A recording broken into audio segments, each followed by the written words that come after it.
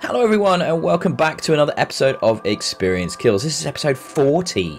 Isn't that a pleasantly round number? I'm your host Ben, and joining me today I have with me co-host Rob. Hello, I don't know what I was going to do with my hand then. I was going to do a weird gesture. I have no clue. It's not been a smooth start. As long as it's not like you don't start with this hand gesture, then I'm fine. As long as it's not that. You know, that's cool, mate. Just saying. Just for people watching, I made a Vulcan salute, but yeah, obviously that's the hand gesture I did. Yeah, obviously. Of course he did. That's why I sound so disappointed and uncomfortable. Not satisfied then. Oh, I need to practice. Okay. We also you don't. we're also joined today by the lovely Leah, another co-host. Okay, that was random as fuck. But I saw you laugh. So I did, yeah. And I will actually do a Vulcan salute. There you go. All right, nerds. There we go. We're all doing the Vulcan salute now. Showing the nerd power. And yeah, today we're going to get into what we've been watching. We're going to talk about some news. I'm going to talk about what I've been playing because I'm the only one to put anything on that section. But I've actually got a new game to talk about, so I'm quite looking forward to that. And the news obviously is going to be a big focus on the announcement of Valve's Steam Deck, which was announced and pre-orders went up for in the last week, in the last few days. That's all happened very rapidly and it's been massive.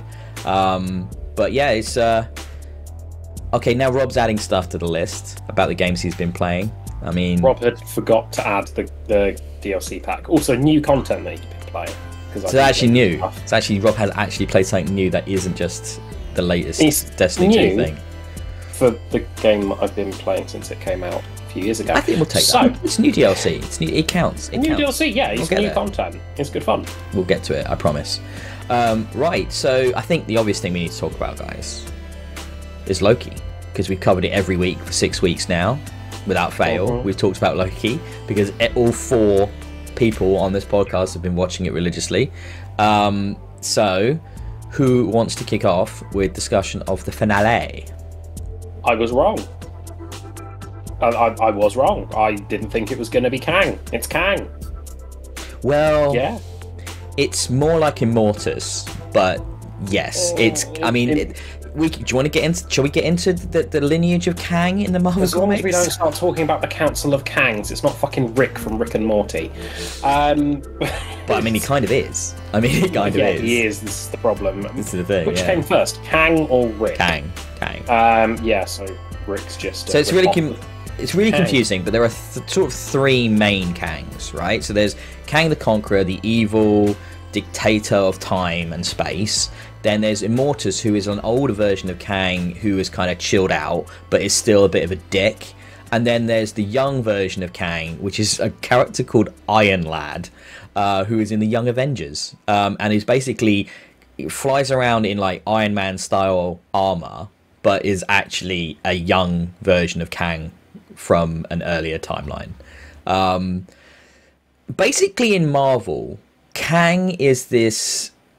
They can do anything with him because he exists like throughout the time periods. You know, you can take him from any point and make him a character, an antagonist, a protagonist, a Deus Ex Machina. You know, whatever you want, he can be used for that, and they have done that a lot.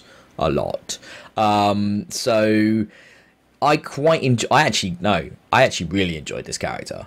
Like, he was cool. Like the fact, again, we had a whole what it felt like 10 minutes, 15 minutes of just sat there chatting, talking about stuff, and it was really engaging, and I was totally invested in what was going on, and I really enjoyed it. I thought he was great. I thought the guy, this gentleman playing him, I can't remember the actor's name. Majors, I believe. Oh yeah, from Lovecraft County, yes. Which got cancelled after 1 season, which is criminal. But nobody watched it basically. But yeah, very very good, really really good. And he goes by the moniker in this. What is his name? What does he call himself? He Who Waits. Cool. I'd have just gone with Immortus, but okay. But Immortus, I think, yeah, I didn't think we were going to get someone as big as and complicated as Kang now. I figured there'd be some sort of bigger build-up. The fact there's a season 2 for this also makes Loki different as well, because it's the first one of these limited series that's got a season 2. Meanwhile, Falcon and Winter Soldier and WandaVision are cleaning up at the Emmy nominations. They have got so many. Well, yeah, Disney's made a big push in general, haven't they? I mean, how weird was it that did you hear Don Cheadle's 100-second cameo in Falcon and Winter Soldier? He's been nominated as Best Supporting Actor for that, and it's like he was really surprised because it's like I was not really in it. I don't know why I'm up for this, but okay. I feel like Disney at this point have just got such clout that they go to these organisations and go, yeah, we're having all the noms, and they're like, okay, just please don't blacklist us. And it's I don't. They just have all the power in the world, it would seem, inside the entertainment industry now. But anyway, but I mean, like that second season reveal, which was the actual post credits surprise, that was huge, massive, and I mean, it ended in a very cool way with Loki back at the TVA, but not his TVA. So yeah, and I mean, there's some huge stuff in this final episode. So like you said, establishing Kang. He, by the way, first character from the acquisition of the Fantastic Four franchise and all related materials. That's where Kang was held. Was he was at locked Fox. In there then? He was, okay. Yeah. So he's the first one to have appeared from that, which is kind of massive. He's the first one that Disney wanted, so they bought Fox for. I just think I can't wait. A multiversal war led by, Kang the Conqueror. I mean, bring it on. If we need we've always anticipated this. I think the fans I've been talking about is who comes after Thanos. It kind of had to be Kang, right? It had to be. But the fact that, I mean, your uncertainty, Rob, last week about what they were going to sow was, I think, totally justified. I mean, this is a very different way they've come about, doing this with for the MCU, with the TV shows, and it's brilliant. It's absolutely brilliant. I cannot wait. Like, it's so cool. And we're obviously going to get more with Wanda and and she's showing up in Doctor Strange: The Multiverse of Madness, and that'll clearly be connected to this, I think. And then obviously the Quantum Realm thing, Quantum Mania, Ant-Man and the Wasp 3 is the other thing, because we established that the Quantum Realm was how time travel worked in Endgame, so it's all going to be connected through that as well. So everything is going to be about this going forward, it would seem, except maybe the Eternals, but who gives a shit? And Shang-Chi, who cares? But they should be fun. I care a lot about Shang-Chi. Do you? Do you Abomination really? Punches Wong. I care. I mean, See, that leads to I don't care about Shang-Chi itself. I care about the movie. Right. It's the fact that we're getting the Abomination back. It officially further canonizes Edward Norton's Hulk movie. Yep. That's always been that stunty little appendage that's in the MCU, but we don't really talk about being in the MCU. But it's in the MCU, really. It's that film that nobody talks about, which means that we might get it's all right, movie. The Samuel Stern's Leader, which would be quite interesting as a Hulk possibility if we have Ruffalo do a solo movie. But Marvel aren't doing big multi-movie contracts anymore for their movie stars, which worries me. Well, I think I don't think it should worry you. I think it's a change in the way they need to do things because they're established now. They don't need to tie an actor down to a series of films because back in the early days, it was a risk for that actor, right? It was a risk being. It's not anymore. It's a dead cert. Back of the net. You're going to make a bunch of money on the back end of this film. Why wouldn't you come back for 3, 4, 5, 6 of them if we asked you to? They're just gonna keep making you money. So I'm not too worried about that. I think that's just that whole Sam Jackson 9 movie deal was the maddest thing in the world if you actually think about it. Looking back, like, oh my god, that they did that. That's crazy. But and it almost felt like he showed up in Captain Marvel because it was like contractually obliged. It's like he didn't need to be in that movie, but he was there. Oh, he did. He totally needed to be in that movie. He was a pinnacle part of the storyline. But that could have been anybody. It didn't need to be Fury. It could have been any S.H.I.E.L.D. agent ever. It really didn't need to be Fury. If you think about what he did. No, but don't get me wrong. Sam Jackson's Fury, badass. And he's still around, still at play. We saw him at the funeral scene at the end of Endgame. So he is still in the universe. He could still come back, right? But we're obviously getting... So are you guys, did you want to talk a bit more about Loki, or should we talk to Rob about Black Widow? Go on. I want to talk more about Loki. Yeah. I mean, I just felt really bad for actually Loki at the end of it, because he kind of put himself out there and like, I like you, I think you're better than this type of thing. And Sylvie just literally was so focused and couldn't deal with it, and then he was like so crushed at the end of it. And I felt really bad that he was in a different TVA because he needed Owen Wilson's character. He did. He wasn't there, and now he's all alone. Is that a different TVA, or is that just TVA altered by other events now that have happened previously in its own timeline?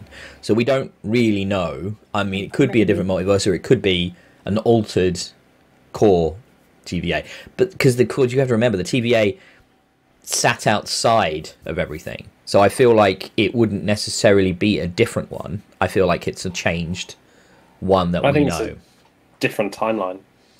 But the TVA was separate. TVA didn't sit inside of the timeline. It sat outside of the timeline. So why would it be affected by a multiverse? Because Immortus or Kang or whoever has decided to go back and make it that way. Because the TVA itself must have its own timeline that you can travel along, because time exists in the TVA. Does it? So if you go into that timeline and then move back in that timeline, you'd be able to alter the timeline of the TVA. I tell you what. This is the thing, right? This is Kevin Feige, right? Him and his guys and his team are going to have to work so hard to avoid it becoming a shit show, right? Because they know. They had a meeting this week about the multiverse. Pretty sure they talk about it to establish its rules. Yeah, because it needs it. If you don't rule it with an iron fist, it's going to become a clusterfuck of confusing bollocks, and you'll lose fans. You'll lose people, because that was the strength of the MCU, wasn't it? Because it all flowed and went together, and it made sense. And so if you start, good luck, guys. Good luck, because we need something smarter than Doctor Who, and they have established some time travel rules with Endgame. So this is completely different to Doctor Who at this point. I'm sorry. If anyone starts comparing Loki to Doctor Who now, I will verbally attack them. I definitely think it's a lot better. Yeah. Oh, Doctor Who is here. Loki is here. So much better, I'm not arguing that Doctor. I just want to before we move on from Loki, man, that scene with the three of them just sat in that office. How was that so good and entertaining? And how was I glued to that the way I was? Honestly, just brilliant. Like, and you're doing all this exposition and dialogue, and you're not showing anything, which is kind of crime number one in TV and film. But they pull it off. It's fantastic. But the MCU has done what the MCU does again.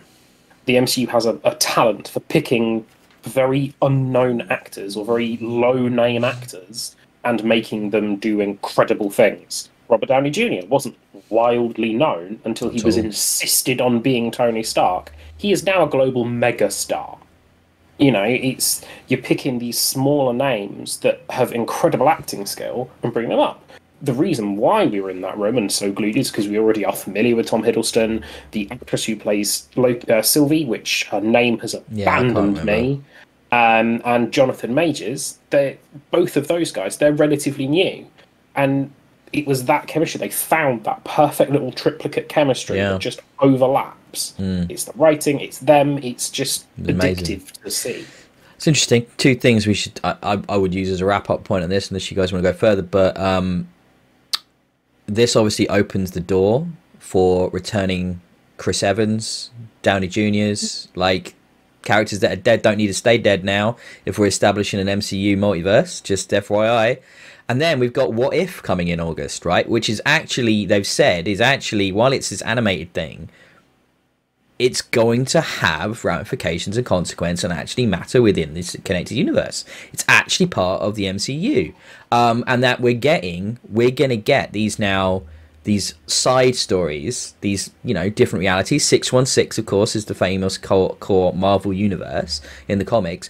But these will really will be happening on alternative worlds, right? So that means they are part now of the canon of the MCU, which is, I can't wait for zombies. Bring that on. We saw that in the trailer. Bring on Captain Carter. I love the Peggy Carter super soldier thing. That looks crazy good.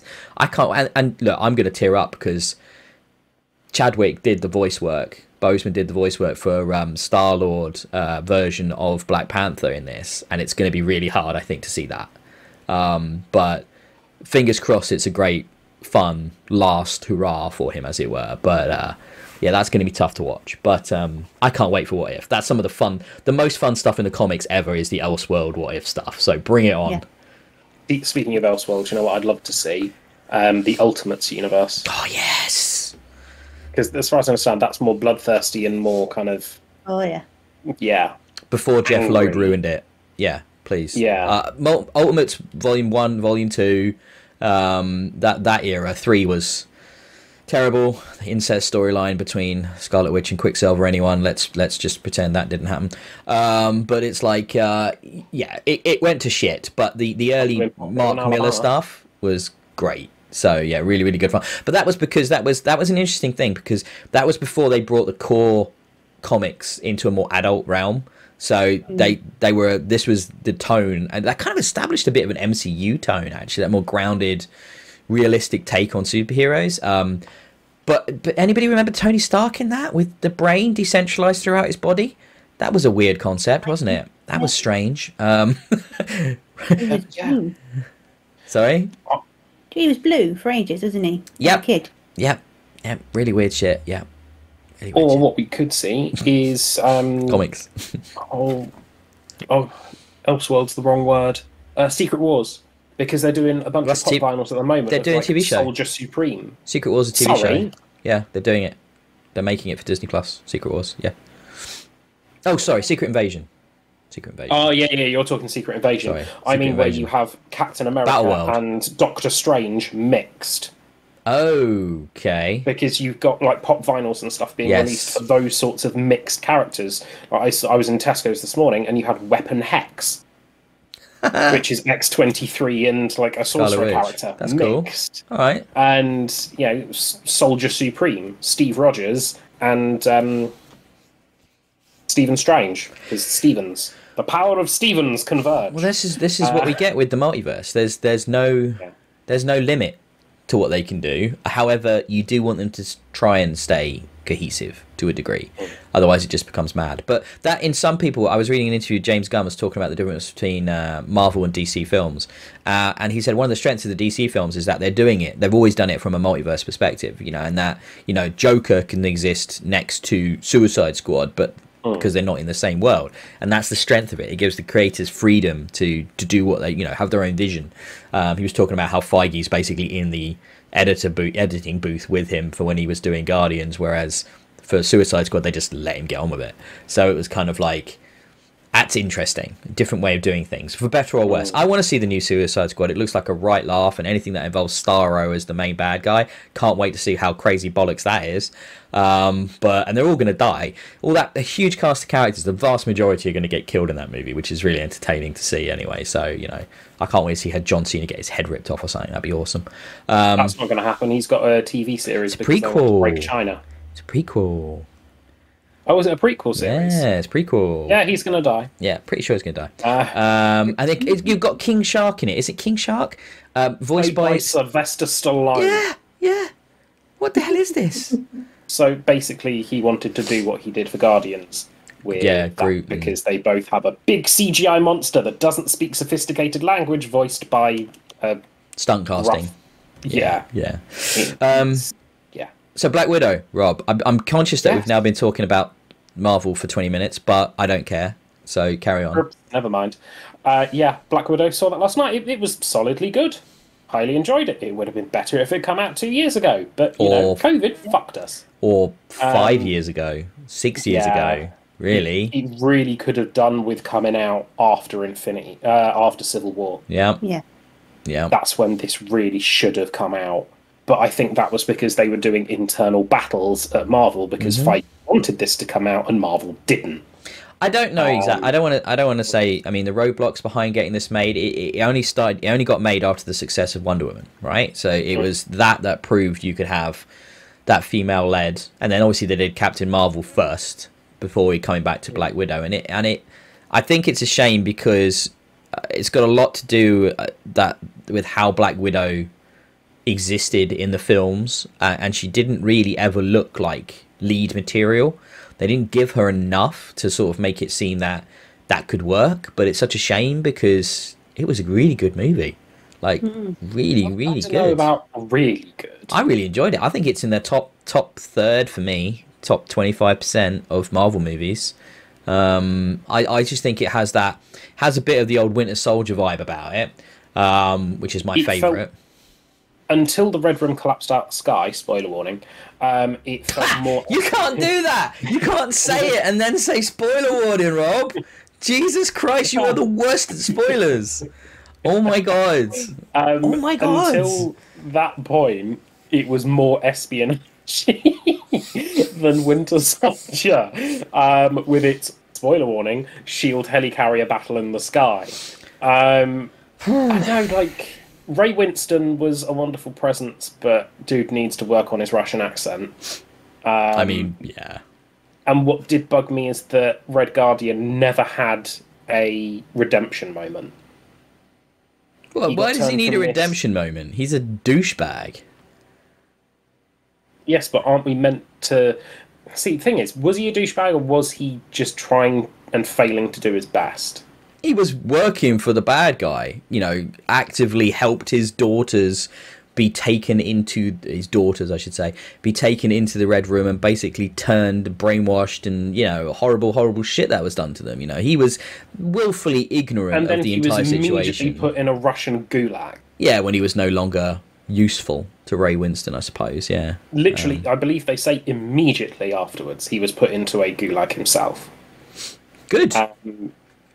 I don't know, he kept trying to do the right thing, and to not have any sort of payoff for that, or any sort of him actually capably fighting when his first interaction is him breaking a mutant's wrist, is kind of... That's funny. That story was funny. Yes, the Ursa Major storyline, I was reading about this week, where the actor basically came out and goes, I'm the first mutant in the Marvel Cinematic Universe. And Marvel goes, what now? Excuse me? I don't think you should be saying that, mate. Could you shut up? It was kind of like, I wonder if he thought that. I mean, because the character Ursa Major, if you were given that role and, you know, you're some bit part player, you do your research and you find out, oh my god, this dude's a mutant, and I know that Marvel, this is huge, and I'm going to use that. And it's like, I think they probably just had the same name. I very much doubt you are a mutant, mate, but no, chill out, yeah. It's still funny. Yeah, it was just like, okay, I don't think that's how they're introducing the mutants. I really don't, but... You mean in a Russian gulag is not how they're going to introduce the mutants? Like, what are you thinking? I mean, I guess maybe they sew them in the same way they sewed Hydra. Like, and all of a sudden you realise these 5 or 6 characters that you got to know over the course of, I don't know, a couple of movies or TV shows or whatever, actually are mutants. Like, their powers have come from that. If we go down a different route then, it's his first interaction is kicking open a thick metal door, and he fails fighting Taskmaster. I'm not sure why you want him to have redemption, because it's not a film about that. These are bad people that did bad things. They don't deserve redemption, a lot of them. I don't think Rachel Weisz's character gets redemption. No, because she was brainwashed the whole time, so that's different.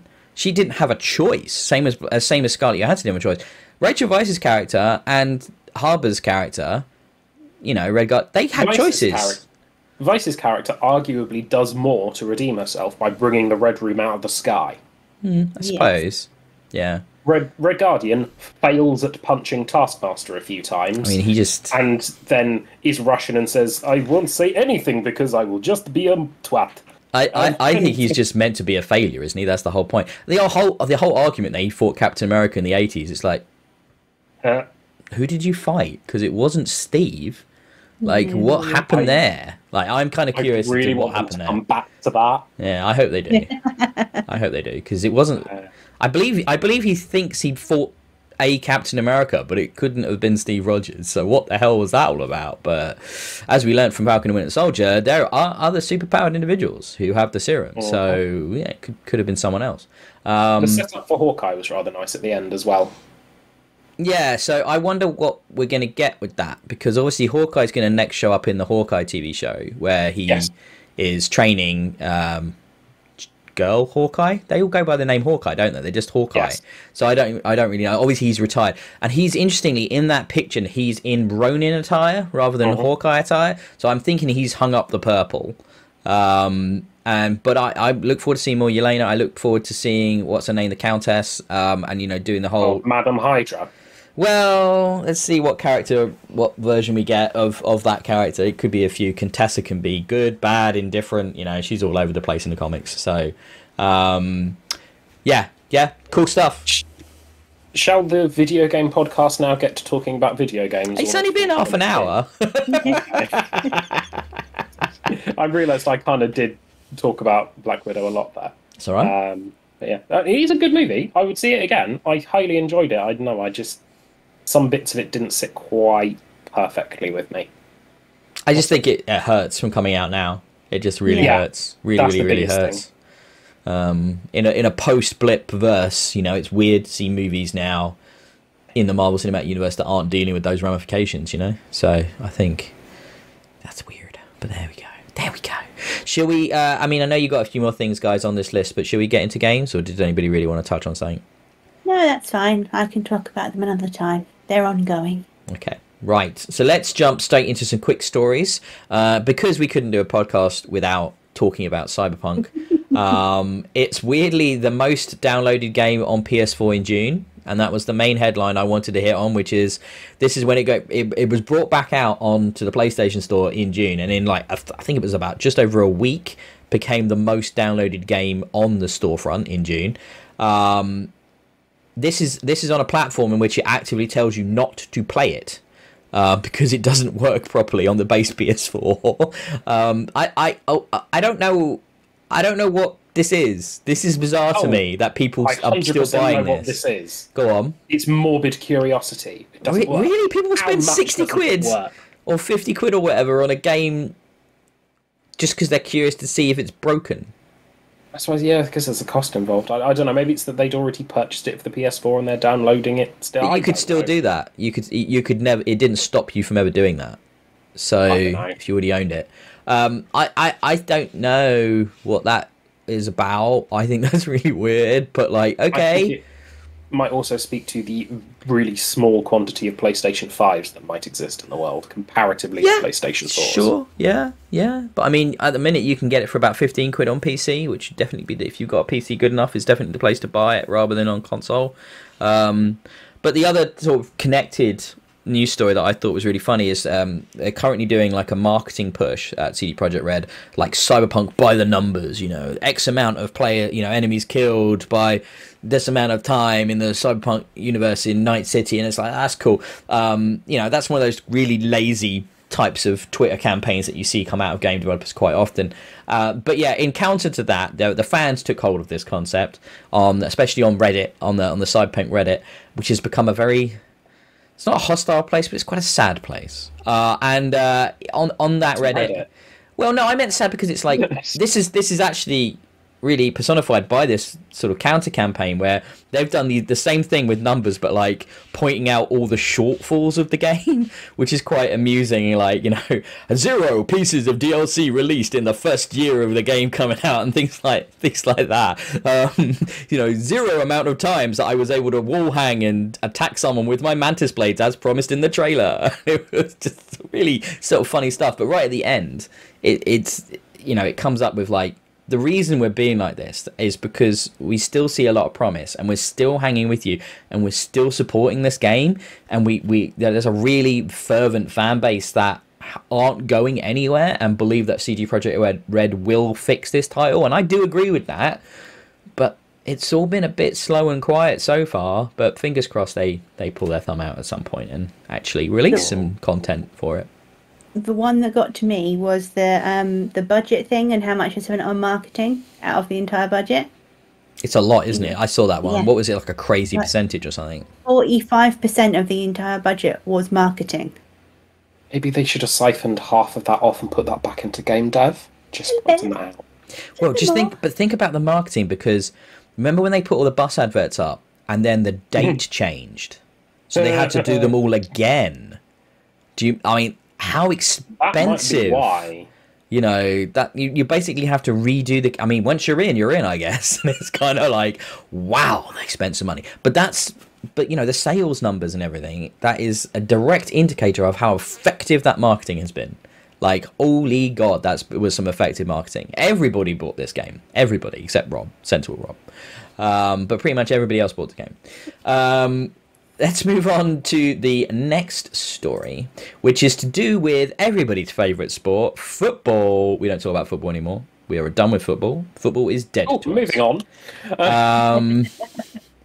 But I think it's worth mentioning that this time around, FIFA 22, right, from EA. Last year's FIFA, you got free upgrade to the Xbox One X/S version of the game with the visuals and performance and all those doodads, hair tech. You got to have good hair on your footballers nowadays. Very important. Don't ask. But this time, if you want that upgrade, the only way you're going to be able to get it is if you spend £90 on the Ultimate Edition of the game.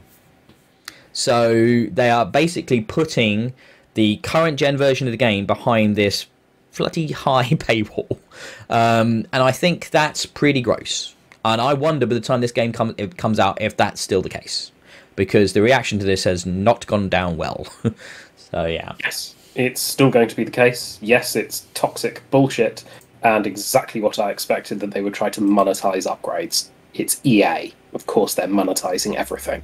Yeah, but you say that, but I mean, like Sony. Oh, egregious with that at the moment, right? We talked about it last week, didn't we, with Ghost of Tsushima, and they've been doing that a lot. But Xbox games generally games coming out on Xbox, aren't as aggressively affected by this. Yes, we've seen some. Control Ultimate Edition, for example, comes to mind. Still bought it. I'm forgiving you for that still. Hashtag still bought it.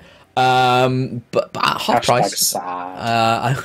But it's not been as bad. But when you see this isn't a new gen upgrade, is it? This isn't a case of the game's already out and now we've done work and we're bringing it out again, we're re-releasing it and stuff, which we saw with Control and some others. This is the game coming out brand new, and they expect you to spend basically 30 quid to get the version of the game that actually takes advantage of your new hardware. 30 extra quid, I should say, sorry. That's pretty grim. I think that's... Is this because they're going to have to show what's inside of their loot boxes, and they don't think people are going to buy them as much, and they're like, right, well, we need to monetize this in other ways? I mean, is it a reaction to that? Do you think? I think it may not be other ways, but in more ways. It's Muppets. Yeah. It's I love that. EA being EA. Leah doesn't say a lot, but then Muppets. That's accurate. It's accurate. So I move on. You guys got nothing else on that now? So let's talk about a positive thing. We can kind of segue off of that mention of loot boxes, right? So Xbox are updating their app for parental controls. They have a dedicated app that parents can get that connects to the Xbox and to the account, and therefore on that app you can set things like play limits and age gates and stuff, and enforce that on the child accounts on the console. And they've updated that app to now include spending limits on child accounts, so that the accounts, maybe you give them a little budget of X amount and that's what they get, and you can control that almost like pocket money, almost like an allowance. And I think that's really positive, really forward thinking, very smart. I always wonder when I hear about this stuff, how many parents actually take advantage of these features? Because Xbox is incredibly at the forefront of this type of control and this type of options and stuff that they give to parents. I just feel like it doesn't get used a lot. But what do you guys think of this? I think it's really, really good. And one of the things I was reading about it, they said you can actually, if your child has done all its chores, etc., you can put money on as their pocket money for the week, which is great. It's just going to be down to the laziness of parents if they do or do not use it. So they've got the tools now. No one should complain anymore. No one should complain, but we're going to see people complain. Of course, yes. It's a hugely positive step. I think it's brilliant. That makes complete sense. Why was this not done 10 years ago? Well, I suppose this is not new technology. I mean, I think the prevalence of microtransactions wasn't there 10 years ago, Rob. I think what you're seeing now is that a lot of children, it's all about, I just want V-Bucks. I just want to buy stuff. I want skins in Fortnite. That's all I care about. Skins in Fortnite. That's all they want to spend their pocket money on. A few sweets and skins in Fortnite. And I think, being able to control that spending, dish it out like pocket money, that's smart. That's really cool. Burn it in a fire like pocket money instead. You burnt your pocket money in fires? No, skins in Fortnite. Could we just burn those, please? Oh, I mean, it's a valid game, isn't it? I mean, that's not my type of game, but I don't know.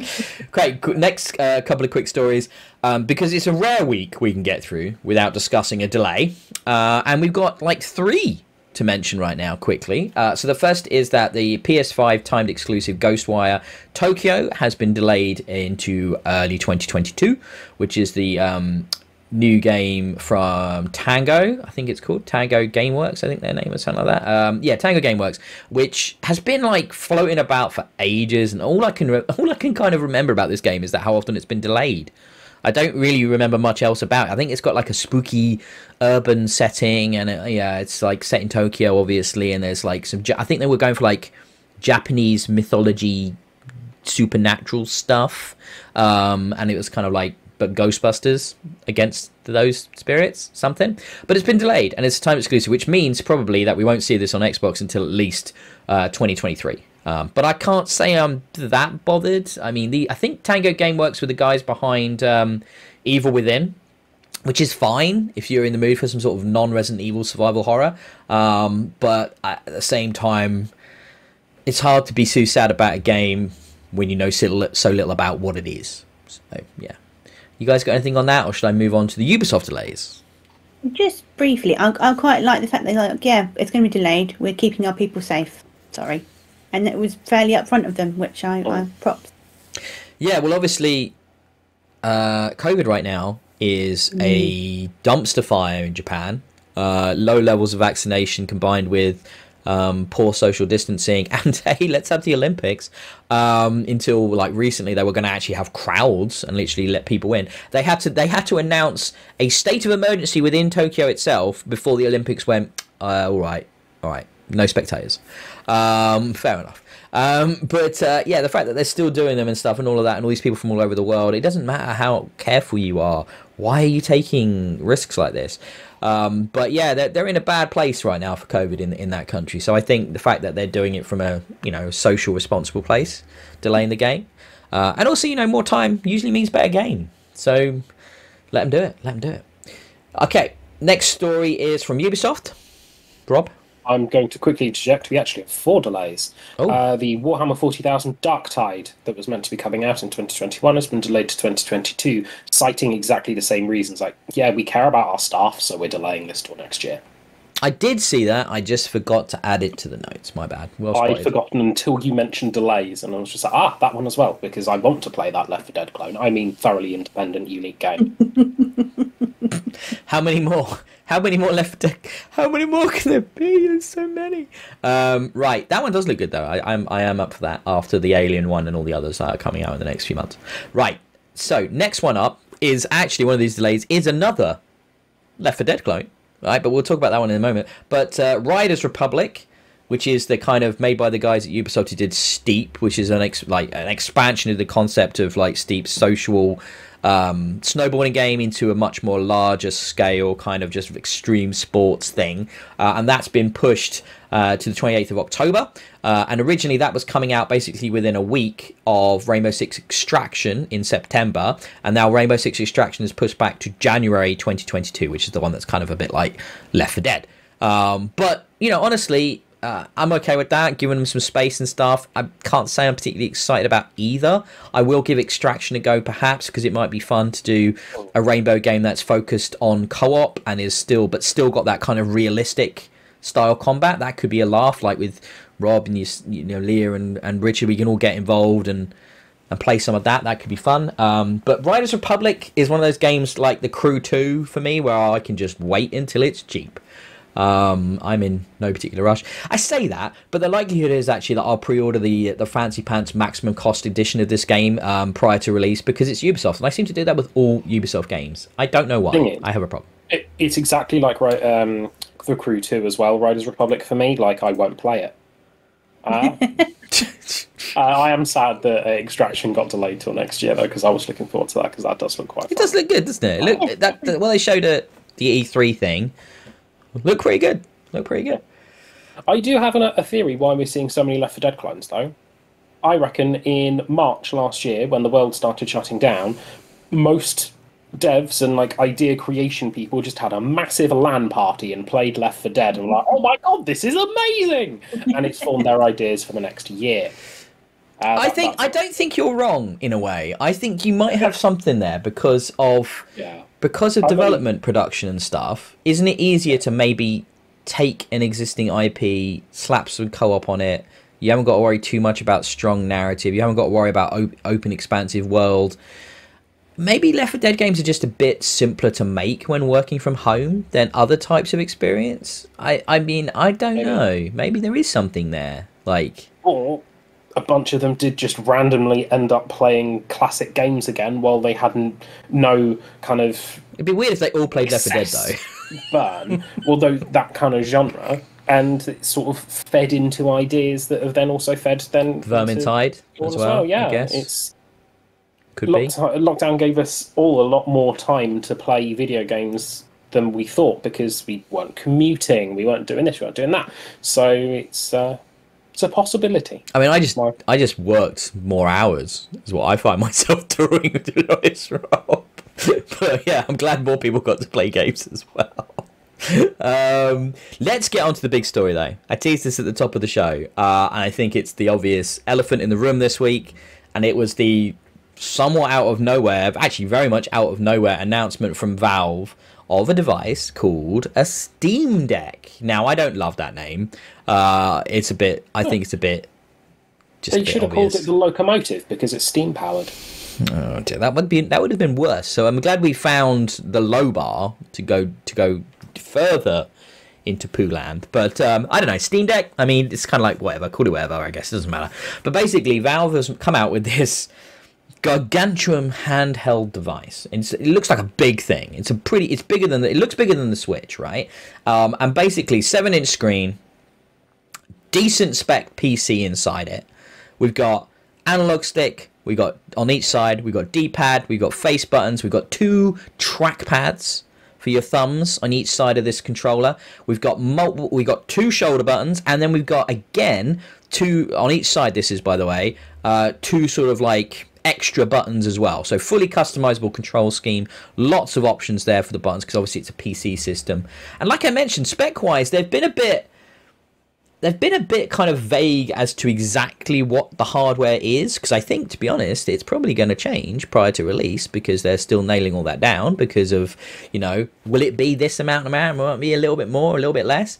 But you got your hand up, Rob. That's a curious thing. Yeah, no, they haven't been vague. They've released full tech specs. Oh, they have now? Oh, when I was reading, I couldn't find full tech specs when I saw the announcement and stuff. So it's got a 1 to 1.6 gigahertz clock speed GPU. It's got a 2.4 to 3.5 gigahertz AMD Zen 2 processor inside it. It's got 16 gigs of DDR5 RAM, which is, I think, the most up-to-date 16 gigs of RAM? That's pretty good. And the base set will come with 64 gig internal storage. 60 hertz refresh rate as well. What's on the screen, 60 FPS. You mentioned the CPU, didn't you? AMD. Yes. What's AMD the GPU? Zen 2.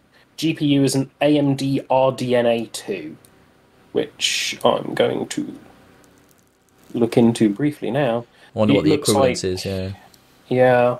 So I heard talk of teraflops, right? So I heard it's about, I think I heard 2 teraflops, right? So in line with the PS4, Xbox One computing power equivalents.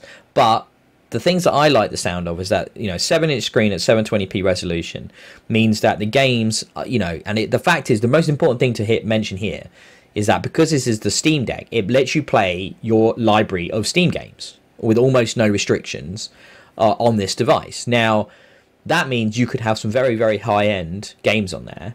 And what it's doing because of the 720p resolution is that you're not having as much of a stress on the system and as much specs required to output at medium to high settings on many games. One of the games they showed as an example was Control Ultimate Edition, and actually from what I saw of IGN playing that in their IGN first video, it looked really nice. It looked and ran as I'd expect that game to look and run, which means it isn't really being cut down or anything.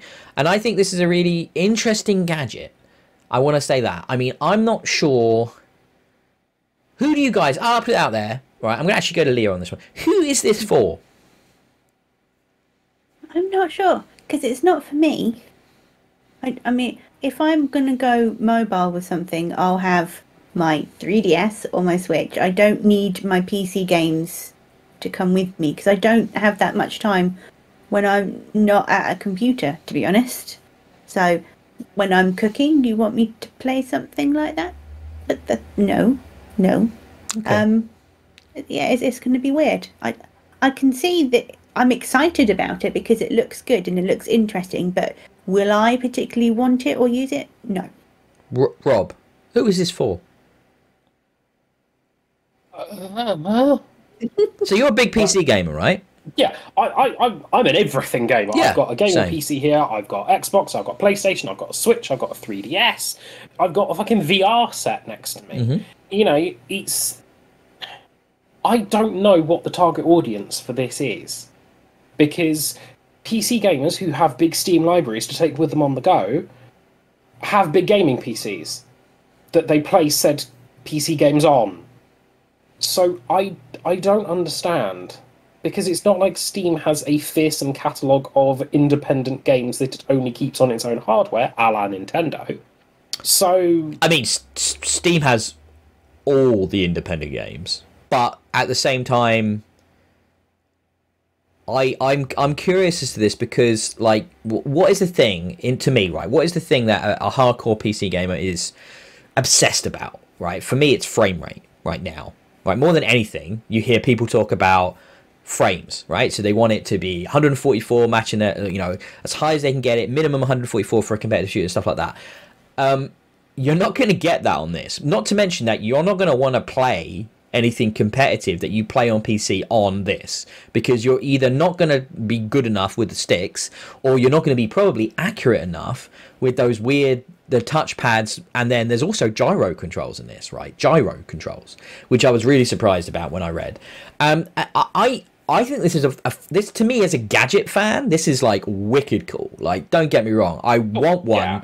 I'll get a 351, you know, the lowest storage, just because, you know, when it's easier to get hold of, I'm not pre-ordering any of that crap. But just because it's fun and it's different and weird, and I want to give that a go. But like, I'm not interested in playing like RTSs on this small screen. I'm not interested in playing competitive first-person shooters in this situation. I'd much rather sit in front of my big high refresh rate monitor at my gaming PC and do that. I mean, that I don't understand it.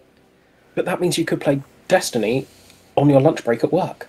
Yeah, but I can do that now with do that right now with xCloud. I don't need it. Yes, and do you know what they've said? They've actually said that's not what Destiny's not going to work on it. They've already so there's a bunch of free to play games that don't. They've said that they're working to get them work. I saw the headline. I should have looked into it, but I saw things like it said like Destiny and a few other big free to play games like won't work on this.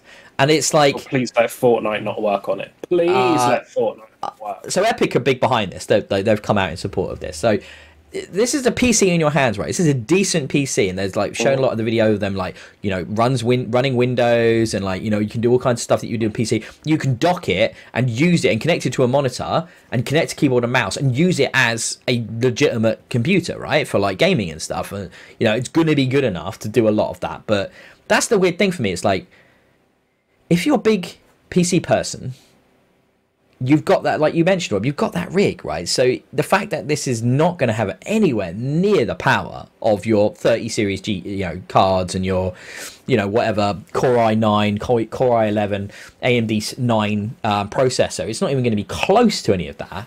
So I don't get it. Like, so do a lot of PC gamers on the go want to play games commuting in a world where we're now not really commuting as much? Like most people, there's a lot of people working from home now, a lot more than there were. It's like in front of their computers, and it's like, I've got one of these. That's the thing. I was talking about xCloud, right? So the beauty of this, I guess, is that it's not internet reliant. You obviously are downloading games locally. You are, you know, you're going to get that improvement in performance. But once the infrastructure improves with the internet and the xCloud and is developed and Stadia type options are improved, that's all going to become just less and less relevant. I mean, is this just another folly from Valve? Is this just some crazy thing? They do things like this every so often, don't they, Valve? And it's like, is this just another weird thing from them? I don't know. I mean, so, Cynic and me, question to you both. Is this them reacting to the high demand in console-ified gaming right now that is not available from Xbox and PlayStation because you can't get hold of the bloody things? And they've gone, right, we can get some of that pie. I want a slice of that. And have they basically gone to some manufacturer, thrown this together? Because it does look a bit thrown together, right, from a design perspective. You know, obviously it couldn't be a 5-minute job, obvious, but like, where does this fit in your strategy? Like, what's the goal here? I agree with you that the design doesn't look that brilliant, but from listening to the people talk about it, it seems they've thought about it a lot. So I don't think it doesn't feel that thrown together to me. If it's a reaction to anything, I think it's a reaction to the Switch. Because, I mean, look at the fucking thing. It looks like a Nintendo Switch. Yeah, but as much as any handheld would at this point. They all have that same layout, don't they? Screen in the middle, controls on the sides. It has a dock, though not in the same way as the Switch. It has a little, you have to buy it separately. Thankfully, it doesn't have a crank. See, that's what I'm excited about. I'm buying me one of them. As soon as that comes up, I'm getting one. At least that's the thing, though. At least that's doing something different. This is just very...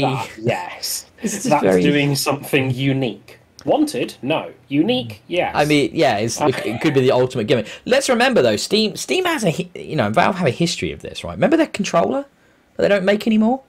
Like, remember the Steam machines that they don't make anymore? It's like, they've tried weird shit with hardware before.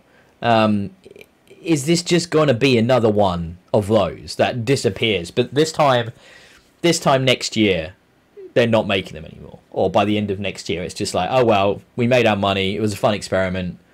People seem to like them, but what's that relic Steam Deck that's just, that fun, quirky little purchase that cost 350 quid.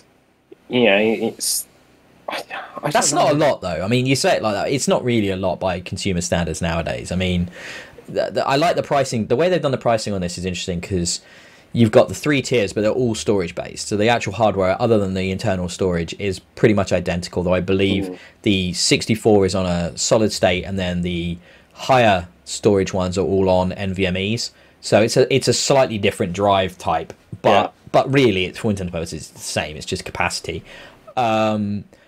And the fact that the internals are all the same on all of them, which is kind of nice. Because it's PC hardware, you could have had huge variety in that, couldn't you?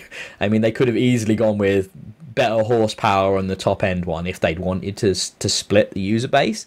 I mean, so I guess the nice thing about this is being able to play some of the incredible indie games that are out there without having to pay the Nintendo tax. Because for the most part, they're about £10 more expensive on a Switch, an indie game. So that's cool, I guess, that you can try that. But it's not for Call of Duty. They showed it with Control and stuff. It's not really for games like that, I don't think. It's gonna be for the smaller experiences, isn't it? I don't want to sit. Why would I want to sit wherever, in a park, in Starbucks, on an aeroplane? Makes sense if you're doing international travel. It'd be cool to have a Steam Deck, but like, other than that, why would I want to play my PC games like this? I'm thinking, what if it's for people who have kids or something? So yes, they're in the park because their kids want to be there, because or they're taking their kids swimming lessons, or they've gone on a family holiday, and all they want to do, because they just want to play their bloody games, is take their PC with them, but they can't. So this is maybe for them. That's valid. Yeah. And I think that's backed up. I was talking to our mutual friend Rob Matt, who messaged me about this. Very excited. He was very, very excited. He was like, oh my God, did you see this announcement? I'm pre-ordering it. And he's got a pre-order. He's nailed that down already. But he actually I said to him, this is a fantastic gadget. I'm interested from that aspect, but it's not a day one for me. So But I'm glad you're having this. Like, yeah, for me, it's having kids and all of that. He actually mentioned that specifically, and I was like, yeah, okay, I can see that, but that, I guess that isn't as niche as I would think, right? Because gamers in general are older now, right? So a lot of gamers have families and kids, so it's fitting in gaming around that can be a challenge. So this does give them that flexibility to still be able to be a gamer and stuff. And like, you know, one example for me, as I know Matt's a big fan of the Civ games, like Civ 6, that would work nice on this. You know, there's no reason Civ won't run really well on a game on a handheld like this. Obviously there's already ports of it on Xbox and Switch and everything, so yeah, there's no reason why the native PC version wouldn't play nicely on this. And that's a really easy example of a game that would work nicely. So what did you guys think? So the reservations went up yesterday. It crashed. It messed up Valve servers, which is impressive when you must consider how many they have, because they are Steam, right? So even that buckled under the weight.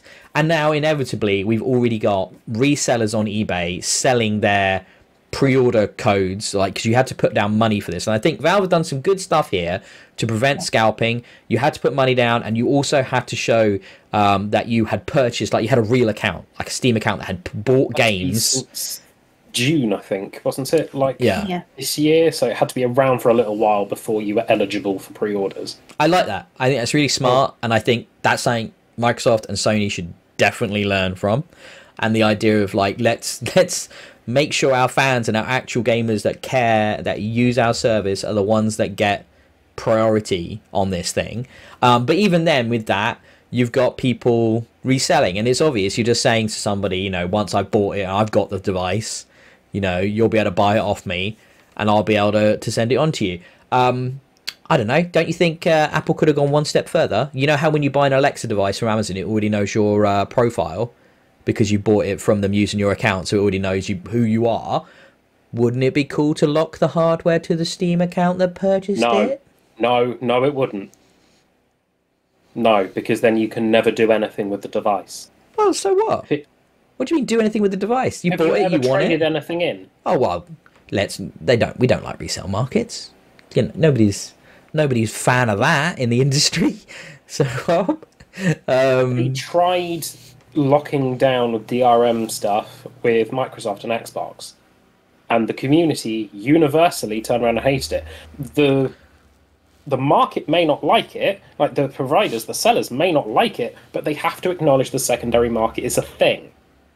They have to be aware that people want to do that. I think build around it. I think so. Microsoft tried, and it cost them. So right, Microsoft didn't try. They talked about it and then got shat on. They never actually did it. But the fact is, there's a slight difference here. You're talking about software. I'm talking about hardware. And in a world in which there's so much hate towards the scalper, if Valve had been a little bit more aggressive in their countermeasures, I don't think they'd have got as much hate as you think. I think there'd have been a lot of understanding around it. Especially when you see, if that could have stopped all these twats on eBay already putting them for more than twice the price of them, you know, that is, and the fact that people buy it, it's like. The thing is, you've said before, capitalism is capitalism. Yes. That's exactly what you've said before. Yes. So it's interesting that you're arguing the other way around on it this time. So you're Mr. Anti-Scalper here. So how are you justifying? Oh no, scalping, they're fucking arseholes. That's what they're doing, isn't it? Isn't that what they're doing? To police that. I think that's brilliant. But coding hardware to specific Steam profiles, meaning that you can't change that. Oh, well. It would make me not touch it, because I'm stuck with something. I can never... Maybe... Say I end up losing my job, and I need to sell stuff to be able to support myself. I can't sell that ever. It's a weight around my neck that's worth 400 quid, but I can't sell it. Oh, well. Be better with your finances.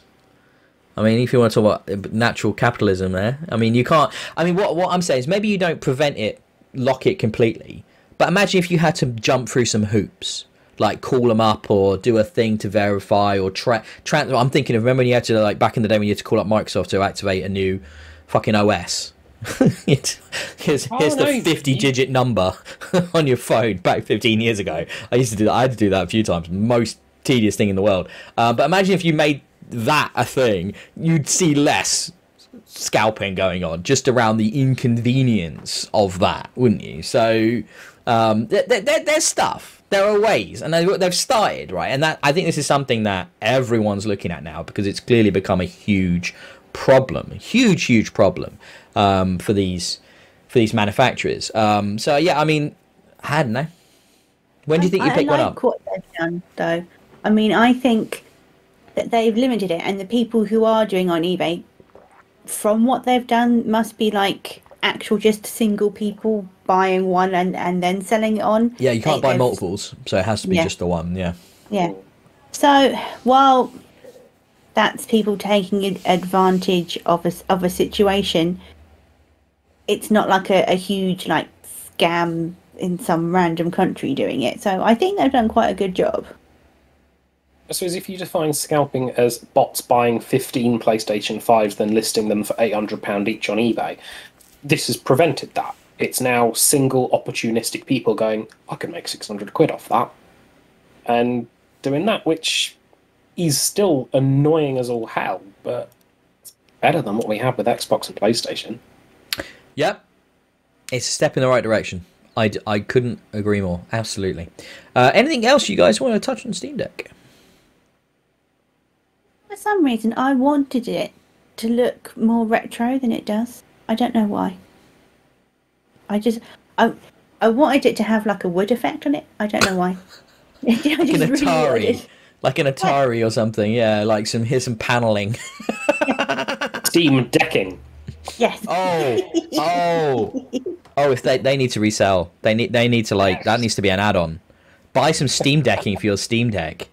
Oh, I love it. Oh, that one's for free, Valve. Use that. Oh my god. That you just apply. I don't know, man. I think it already looks pretty retro. I think I get strong Game Gear vibe off of it.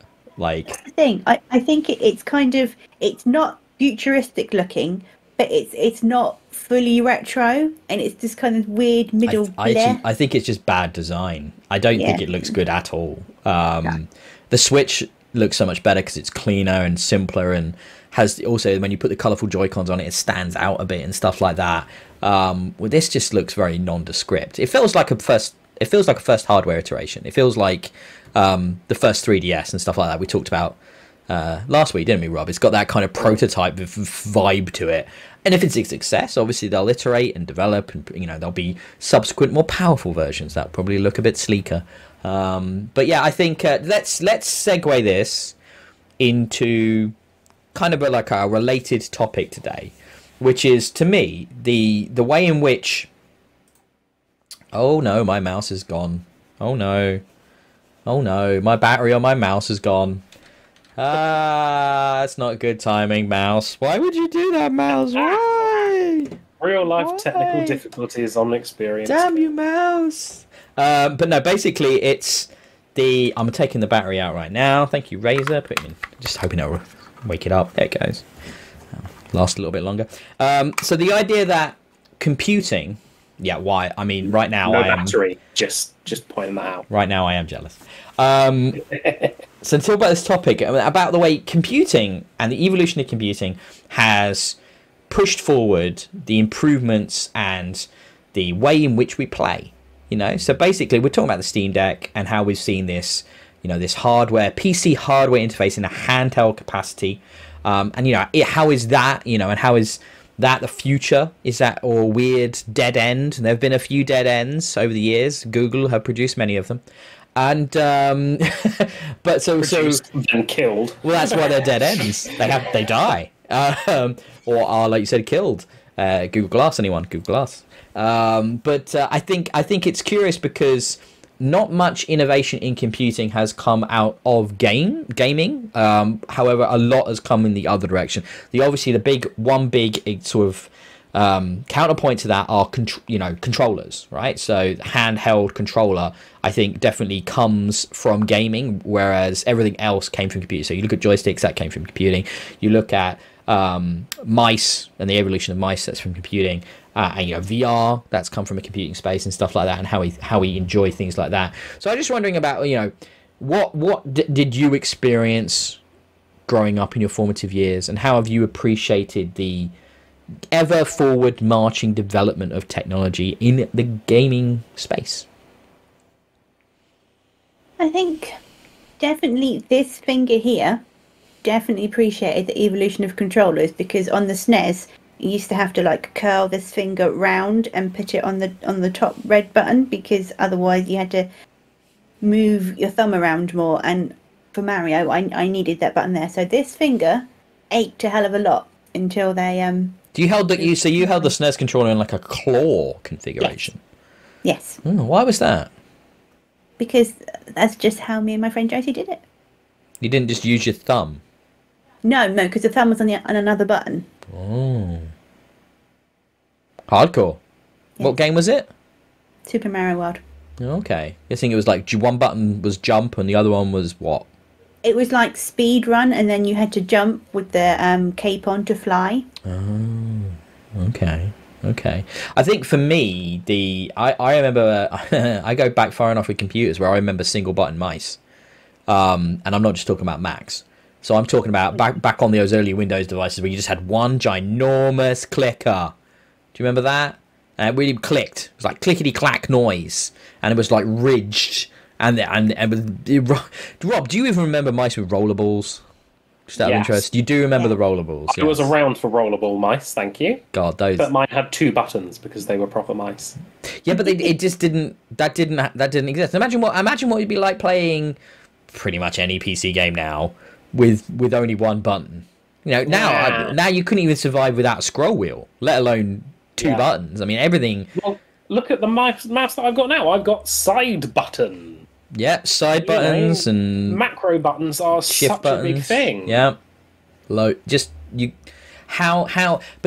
just so weird because you think about the design of these things and how they evolve over how it's kind of like hand in glove with the complexity of what they need to do, right? So as games and software became more complex, the requirement for more buttons became apparent, and therefore evolved, and those things were created. And it's the same thing with like joysticks, right? So you think back to early joysticks, which were literally one button and a terrible stick, and those came out of, I guess those kind of did come out of gaming. They kind of came out of the arcade space, right? Joysticks, didn't they? And then they appeared on things like Ataris, but then obviously we got a huge evolution of them on PC when we started seeing the flight sim market, so a lot more buttons required and stuff like that, and that kind of evolved in those regards as well, and that very much connected to the control pad evolution. Whereas I'm trying to think about the early control pads would have been things like on the ColecoVision and stuff like that, the ones with the big dials, big rotating dials on them. Yeah, not like literal physical. Break into it. I mean, like a safe. A safe. No, but there's like a button, like a dial, and that would be how you play Pong, right? So that would move the paddle up and down by twisting. Young man Rob, he has no ideas the things we suffered through to help his gaming be better.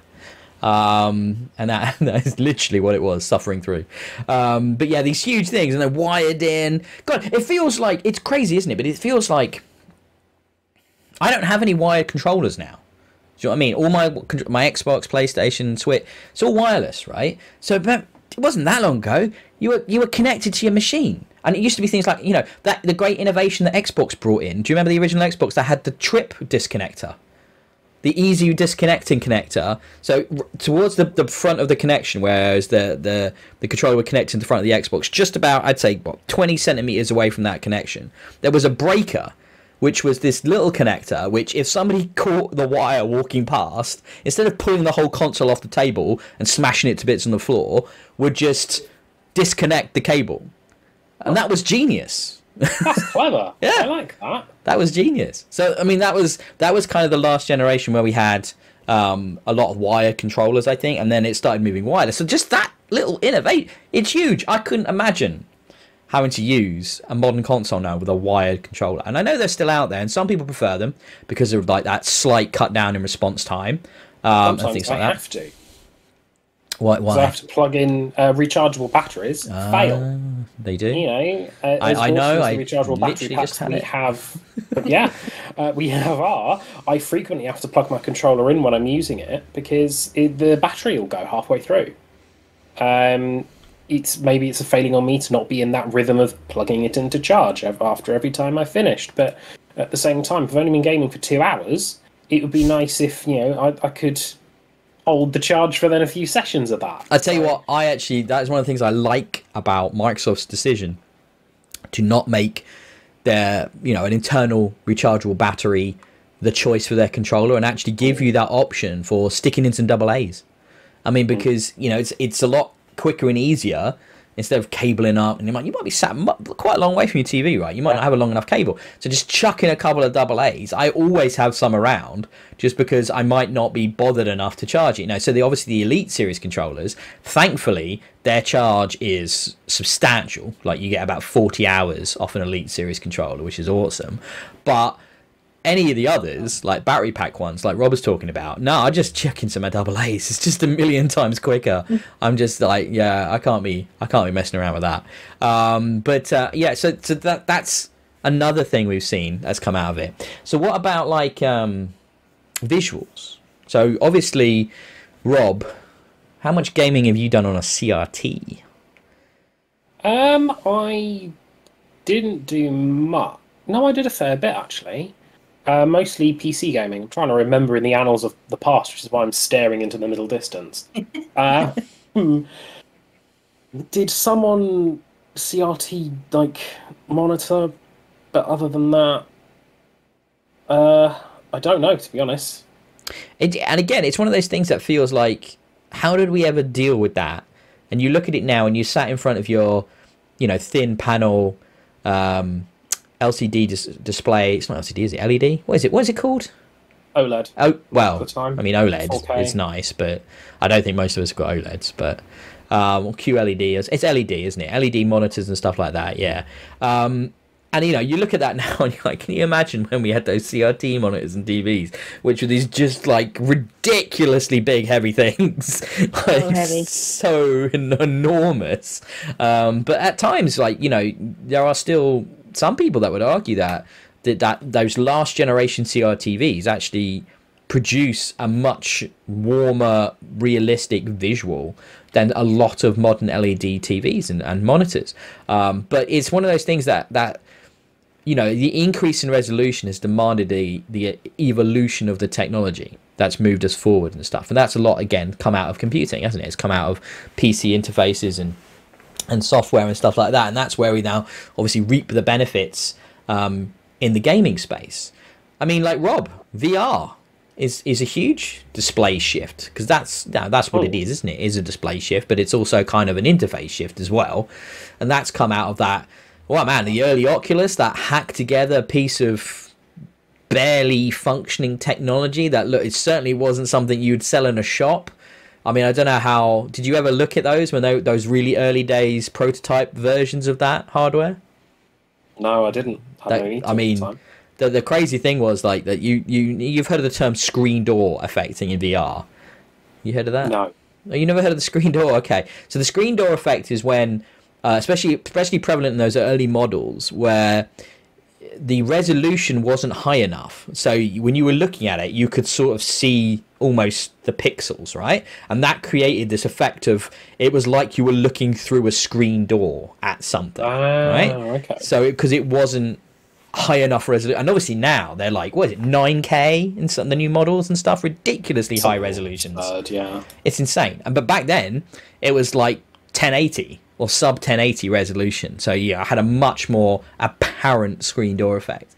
So all of that's moved forward and developed and stuff, and obviously has been a big part of gaming in the 2010s and stuff like that. Whether or not it's going to be a big part of gaming in the 2020s, don't know. Still, the jury is still out on that one, if that is a dead end. Dead end for me, classic dead end for me. Do you ever experience vector graphics or any of the vector monitors from back in the day, Rob? No. Really, really distinctive look to them. Games like Tempest and stuff. It was all about glowing, defined vector graphics, which could only be pulled off on these special monitors, basically. That weren't CRT, they weren't LED, they were this own technology. And it would, yeah, I can imagine if the world had gone in that direction, it would have been a very different place in gaming right now, because you certainly couldn't pull off the realistic hues that you expect from an LED and stuff like that on those types of monitors. But no, they created some very distinctive games which you basically can't really play now, right? Because they're just hard to reproduce. Software emulation happens for them, but you can't get them in that natural hardware style of it. And then obviously the big one is the evolution and development of phones and touchscreen interfaces and tablets, isn't it? I mean, that, I think people often forget that, don't they? Right, so these devices, which are utilitarian in concept, become massive, important gaming spaces, haven't they? Yeah, definitely. I mean, where would anyone be without their phone now? I'd be very bored on the toilet.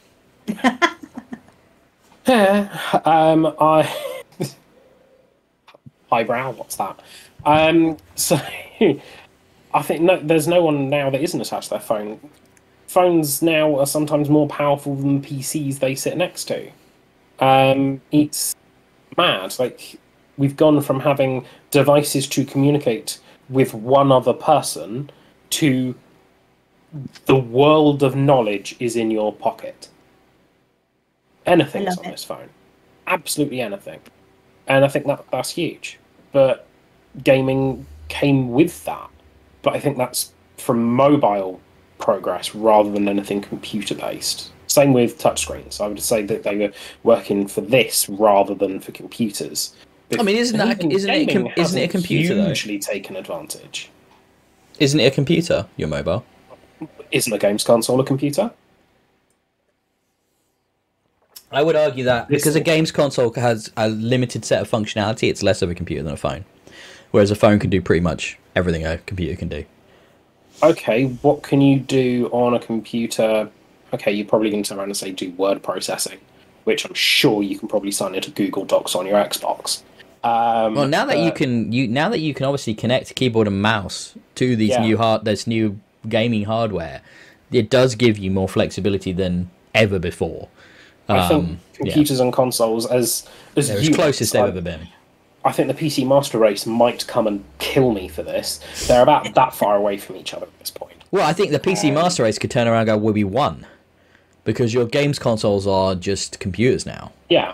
So it's not like a games console is separate really anymore. For all intents and purposes, the guts of it, the fact that the PS5 and the Xbox Series X are, they've got some differences, obviously, in their architecture and their design philosophy and how they utilize some elements, but really they're kind of the same. Like, when you actually look inside what's in them, how they work, what they do, they're pretty much the same, right? So it's mad. This is why the console wars, going on a wild tangent for a second, this is why the console wars annoy me, because it's basically cutting your nose off to spite your face, because they're essentially the same goddamn thing in a box. It's just different software cladding on the inside. That's all. They have a slightly different ethos, don't they? So PlayStation and Xbox have a slightly different ethos of... It's Intel and AMD. Yeah. That's what it is. Yep. So, it annoys me. Just go for the games. That's where the console wars should be, is what games do you want to play? I want to play Pokemon, so I have a Nintendo console. There we go. One thing that I was kind of disappointed that it didn't come more into games, and I still have hopes that it will, is augmented reality. So obviously we've got Pokemon Go and stuff like that on your phone, but I remember a few years ago, and I can't remember which E3 it was, but it was a few ago, where they showed off HoloLens in Minecraft, and they had the man with the gloves on, and he was basically pulling out his Minecraft castle and going into the details and everything. I want to do that so much. That would be amazing. But it seems that technology has not gone towards games. It's gone in other directions, which is perfectly legitimate. But I kind of want it to head more towards games again now. That'd be amazing. Yeah, I guess that speaks to the somewhat stuck in the ways mindset of game developers, which is why you don't see super innovative, projects on VR. And the same thing with AR is because, for whatever reason, right now, development isn't great at breaking in new concepts around these new interfaces. Because, what VR is about is, here's a trillion different first-person shooters, in which you can look through the eyes of the protagonist, because we understand that it's an easy concept to grasp, and unfortunately that means the experiences you get are a bit obvious and a bit samey and a bit, you know, easy to do and not particularly innovative, and that's a shame. That's what I'm waiting for.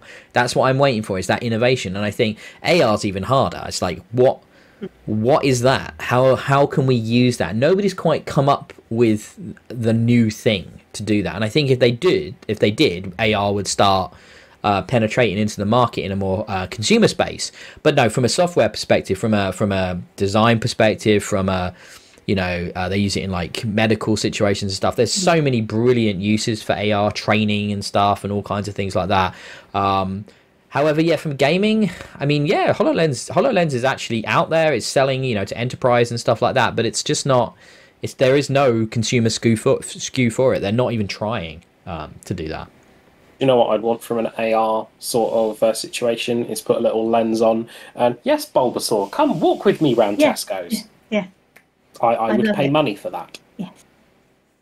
Yeah, I get it, and it's kind of like, is it almost that the technology needs to be a bit more advanced? Once we're in the place of, you know, put in your contacts and you have heads-up interfaces and stuff like that. Once we're there, then I feel like AR will be everything, right? You know, that'll be it. That'll be how you do everything. But so I reckon they need glasses. I think Google Glass, but proper glasses. So let's talk about Google Glass. I mean, that's another great dead end. That's a brilliant tech experiment that clearly, you know, they pushed it like so heavy for a hot 5 minutes there, and then it was gone. They wrapped it. Google did what they do best and killed it. Stone dead. You know, something similar we're probably going to see with Stadia, and it's like, you know, it's almost like the concept is fantastic, and they could well come back to it, and other people might come back to it in the future, but the technology isn't quite there yet, you know, to make it super, you know, affordable, accessible, easy to use, and have the right kind of stuff on it. It's just not quite there. And I love the idea. I think the idea of that kind of interface, be it a contact lens or, like you said, real glasses or whatever, or even neural, I mean, it's all being worked on. It's all being drawn up, and what that means for gaming and stuff going forward, it's exciting, isn't it? It's like, who knows what that could be. I just hope people get creative with it. Also, I'm kind of worried about my head getting hacked, but, you know, hey, Cyberpunk, baby. That's what it's all about. I want to be a net runner. Come on, let's do it. You've only got to worry if CDPR are involved. That's when you have to worry about your head getting hacked. When it's, you know, the release it unfinished and people just end up in comas. That'd be bad. Just a little bit. Tiny bit bad. So you guys got anything else you want to talk about around this? Or should we move on to what we've been playing? Just give me AR. And that's about it. Would be good, wouldn't it? I'd be okay, down. AR, please. Okay, AR. Right. I've been playing a big new release. It's probably, I mean, I'd say it's the biggest release of the year, actually. You've been playing the Silence and Fury DLC for Total Warhammer 2 as well. Would you want to talk about, actually, why don't you talk about yours first? I was just totally trying to subvert that. That was completely, like, not intentional, but it worked. Why don't you talk about yours first? Go on. So, yeah, the DLC came out on Tuesday. I think it was Tuesday. The 14th. What day was the 14th? Oh, the Wednesday, apparently, it came out. So, yeah, I've been thoroughly enjoying it. I've been rampaging around the world as Taurox the Brass Bull, who is a giant Minotaur made out of metal with one little weak point just there. That has no gameplay functionality, but he's still a massive Minotaur with two giant axes, and they revamped the Beastmen faction just to basically have them destroy the world. You just go around putting herd stones down, and then raising everything around them to make their completion bigger and better. And it's brilliant fun. Highly enjoy it. It's just slaughter. And you can't have slaughter without laughter. It's really good. Highly enjoy it. So this is I know you've talked about it in the past, how the Beastmen had been underserved and shit and just left to languish for a long time, and this is finally them doing them good. They reworked them from the ground up, and they've actually made them awesome. Every time I've poured, as it stands today, I have, as he tries to vamp through his sentence until he can finish it, I have played 595.7 hours of Total War Warhammer 2. And until today, none of it, well, until this week, none of it was on the Beastman. Not a single hour. I've started 3 campaigns in 4 days to try and play through different bits. So they've done a huge job. This is the last big DLC we're getting for Warhammer 2 because they're now pivoting completely away, focusing on Warhammer 3, which should be out by the end of the year. So, yeah, it's so much huge fun, much fun, all the fun. If you've got it, get the DLC pack and just go and raise the world. Raise the world, baby. Raise the world. Don't mean shit to me, but yeah, I need to play some of that game. No, I look forward to 3. Yeah, I'm going to play 3. Yeah. Right. You've been driving very fast things. I've been driving very, very fast things in a very interesting new mode, which I'm going to talk about a lot as well, which is, so I've been playing F1 2021, the latest installment of the long-running F1 franchise of games by Codemasters, and this year, for the first time ever, published by EA. And thankfully, EA haven't got their claws all over it yet because the game was well in development when the purchase happened of the company. Just quickly touch on, before I get into the new mode, the X and S enhancements for this game are really good. The game loads incredibly fast, and you can get through the menus and into a race very, very quickly, which is something I really appreciate. In the previous years, it has taken quite a while on the old hardware, so things are really snappy now. It looks lovely. It's the best it's ever looked. The car models look fantastic. They've also done a lot of work on the tracks and the textures, things like the grass and the trees and the crowds. All of it looks... we're going to get to a certain sport games and it starts getting so close to reality, you almost catch yourself occasionally. You're like, oh, am I looking at the real thing? And there's like, especially when you're in photo mode and you're playing around with that, and you can, the fidelity of it is stunning. Looks incredible. But the big new thing this year, we've got the return of My Team, which is really good, which is the management / racing sort of mode from last year, where you can run your own team, be an owner operator of a car, so an owner driver, so you're actually like picking all the choices, managing the team, picking the second drivers, leading development, and then racing. And I love that. That's the core mode for me. But the big one is the new story mode called Breaking Point, which is over the course of the 2020 and the 2021 seasons, and focuses around a rookie driver, an experienced driver, kind of a baddie driver, if you like, and then the drama of the paddock and trying to navigate the world of F1 from that perspective of a new driver coming in. And then quite cool, actually. I mean, I guess I should say spoiler alert, though I thought it was really obvious where this was going. The halfway through the story mode, the perspective shifts and you go from playing as the rookie to playing as kind of the elder statesman who's on his way out in his final season and wants to leave a lasting legacy in the sport. And you're both on the same team, so there's the tension between each other, but then there's also kind of like the wider tension of, from the rookie's perspective, trying to stand out, trying to get that driver, the big team and the stuff. And then from the older guy's perspective, the kind of the idea that, you're seeing all these young upstarts come hungry for your spot. And it's like, what do you do? How do you handle that? And I think the actual story is done incredibly well. It's perhaps a little toothless. It's, if you've watched Drive to Survive on Netflix, which if you're an F1 fan, you probably have, that a lot of the behind the scenes in F1, there's some very brusque characters, shall we say, quite a bit of swearing, quite a bit of hot-headed temperaments, and it's like they get 85% of the way there, but then PG, so no bad language, no like swearing, nothing like that, which is so sometimes it turns into you mother trucker. Well, no, it's just like there's like scenes where the team principal's like chewing you guys out, and it's just some of the word choices are just like, all right, you'd have just told me to fuck off and die at that point or something, but all right, fine. You're going to use a different word beginning with C that's 4 letters long rather than it's better written than that because that would imply they wrote it one way and then sanitized it. They actually write it, so it's better written than that, but at the same time it's sometimes a bit funny, but it's also like done with really high quality CGI cutscenes.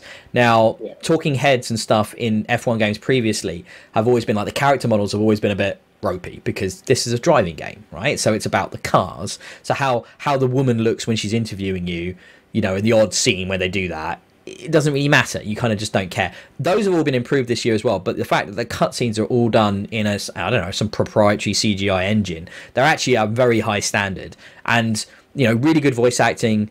And like I said, the story is fun, and it's the kind of drama you'd want from a racing story set in the F1 paddock, and I had a blast playing it. I was kind of alternating. I'd do like a few races with the story mode, and then I go back to my team, and then I do a bit more story mode and stuff, and I put about 15-20 hours into this already this week, so I'm absolutely loving it. Absolutely fantastic game. And I think from a driving perspective, this year's cars, they feel like the most accessible to drive in a long time, which is actually realistic to where the cars are in the development cycle, and that there have been changes to some of the driving aspects, which has been taken from feedback from drivers, which is really nice. So they've changed how the ERS deployment works and the fuel mix works in the game to reflect the removal of things like the driver boost, special engine modes they had in certain parts of qualifying. So they've tightened down on that, so they've kind of removed some of those elements, and they've simplified ERS because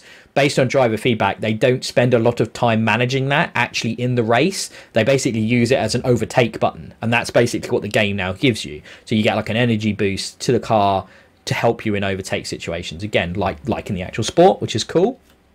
Rob, it looks like you want to say something. You've used a lot of acronyms here. Yes, all right. I don't expect you to understand them all. ERS? Energy recovery system. Okay. Yeah. Right. No worries. Part of the hybrid era. Okay. I'm confused. It's fine. But it's basically a speed boost now, which is cool. What they've done with that, it's accurate to the sport. It's how they use it. They basically, you charge it up around a lap or two through braking and things like that, and then you can deploy it tactically to help with like an overtake to give you just a little bit more speed. Boxes with question marks that give you mushrooms that you eat. Honestly, mate, I mean, the fact is that in Formula E, which is the electric version of Formula One, right? Formula E, they have something called Fan Boost, where fans can call in and vote for their favourite drivers, and they will then get a speed boost. So it's not as bad as that. So just consider that. That's a real thing. And that's not in Formula One. It's a real thing. It's literally we're not far from Wipeout at the minute. Like we're getting to future racing. Like it's crazy. Next it'll be rockets. I want rockets on the cars.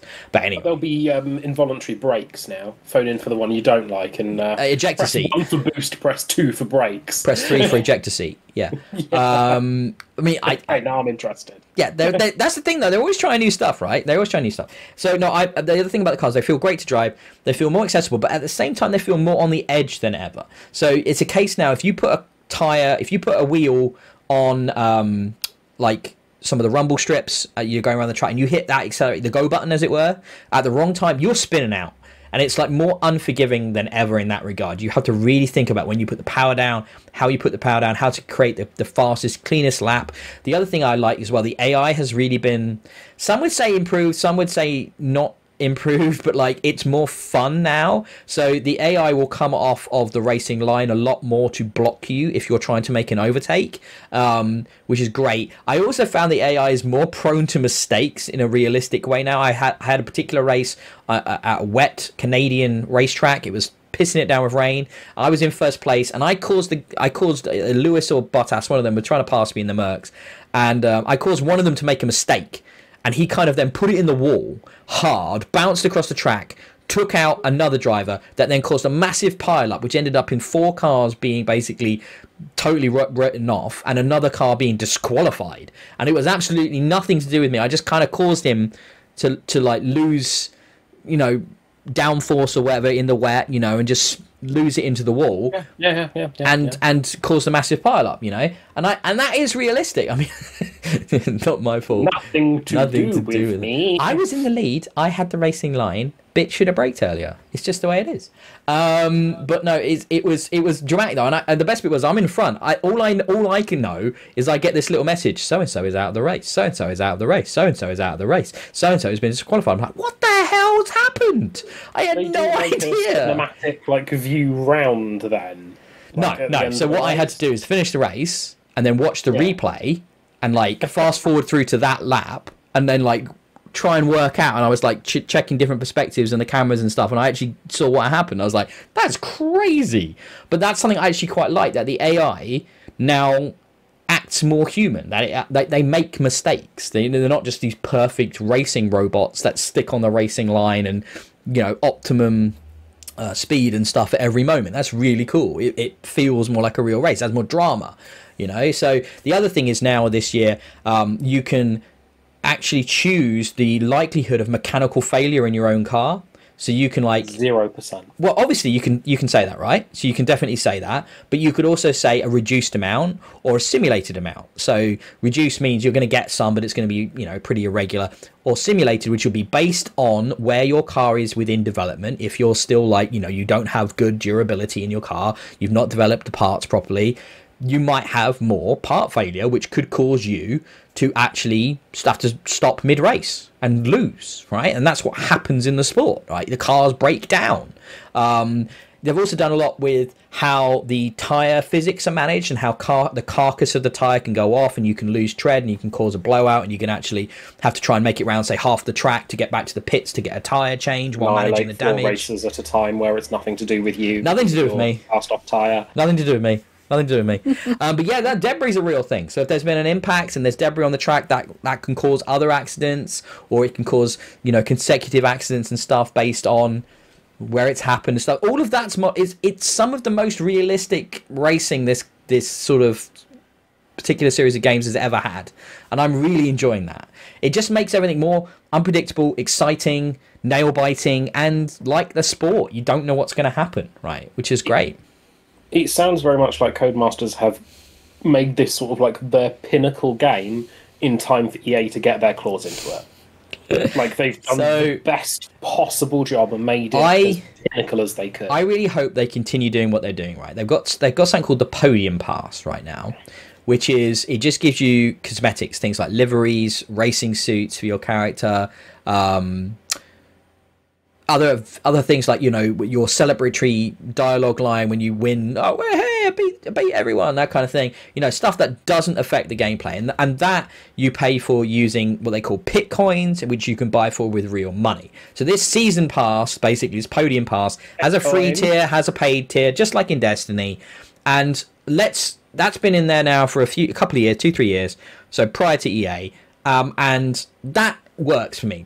Let's just keep that. We don't need any other form of monetization, and I'll always get the first one because I know I'm going to play the game a shit ton when it first comes out, and so I've already got that. But I got the deluxe edition of the game, so I got a bunch of Pitcoin as part of that, and then I already got that. I got that season pass with the Pitcoin I had, and then as you complete the season pass, like in Destiny, you get Bright Dust. In this, you get more Pitcoins. So those Pitcoins you then use, and you get enough to then buy, if you do the whole thing, to buy the next season pass, right? If you so wish, when that comes out.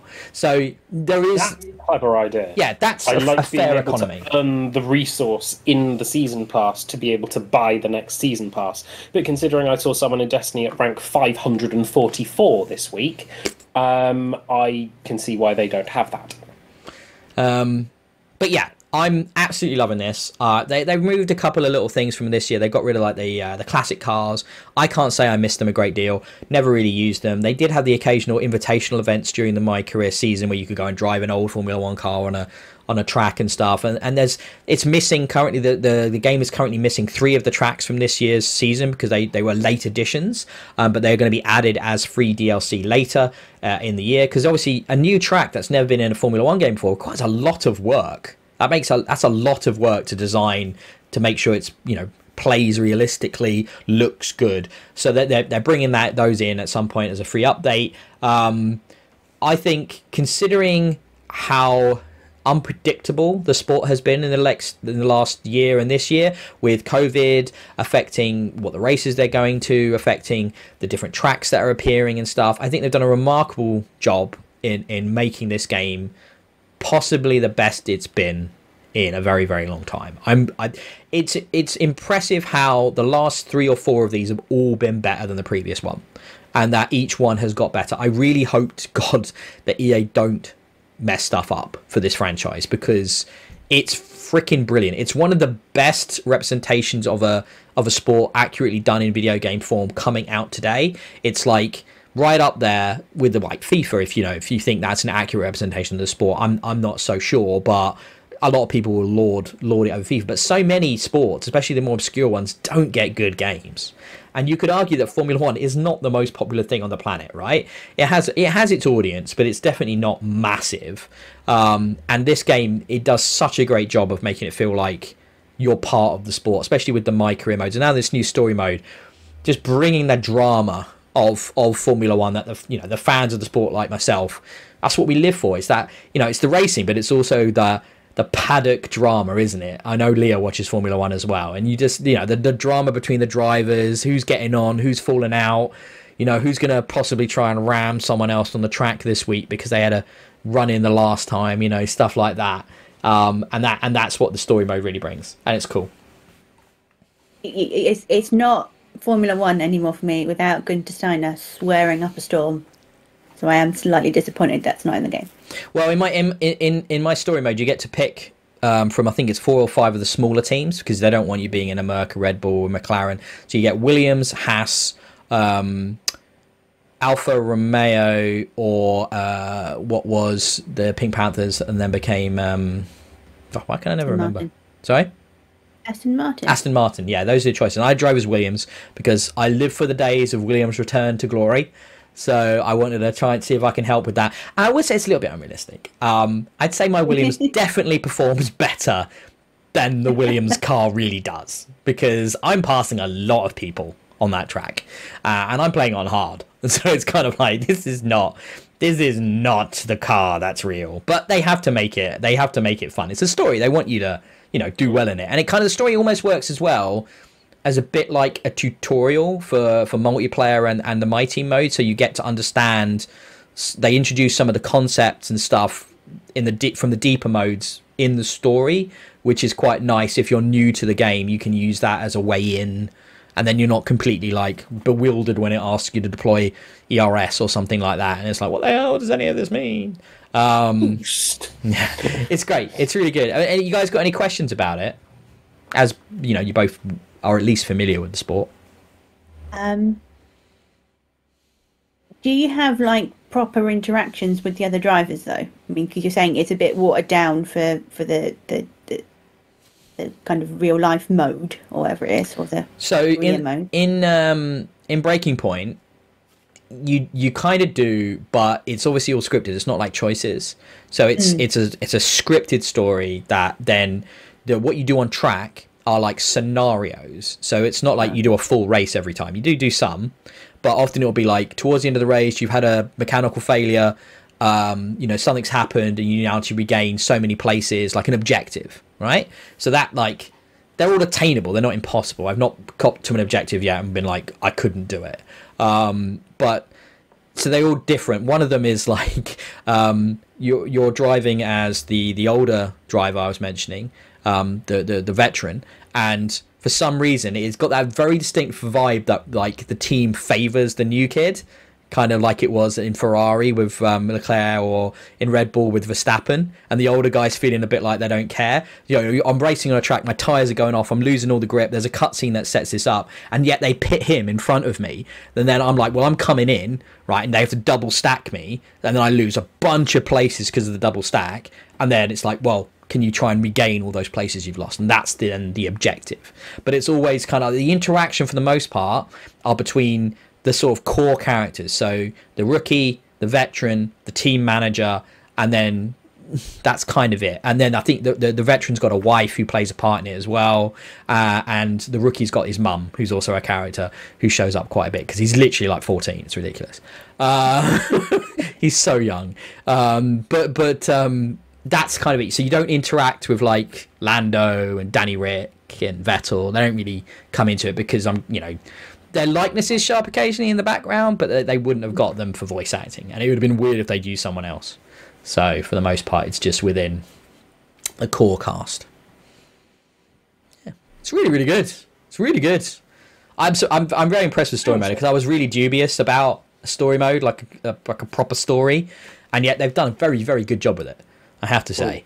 Really, really good. Kind of reminds me of the Journey story mode from FIFA, which neither of you would know about, but it's really well done. So it's really, really good. Anything else? I don't think so. Talked a lot of F1 there. Use lots of acronyms Rob doesn't understand. DRS, should I throw a few more in? KERS, how about that? Do you like that one? ICE? I thought that was just insulting people. You car. ICE, how about that one? ICE? ICE, yeah, the internal combustion engine. ICE, internal combustion engine. No, it's frozen water you put in a glass to make it cool. No, not anymore. There's loads, as there is in anything technical. 2,000 acronyms per second, basically. But yeah, talking about that, can't wait now. We got the sprint race at Silverstone happening today as of recording. Whether or not that works, who knows? But that's certainly something I'll be watching this afternoon. So to any other... Rob Wayne, but you're kind of interested. I have a passing interest in F1. Like, if this was the conversation about FIFA, I probably would have wandered off by now. You'd have killed me. I've at least followed the conversation. I have an awareness of F1. Of all the sporting games, F1 is the game, and really the sport that I like.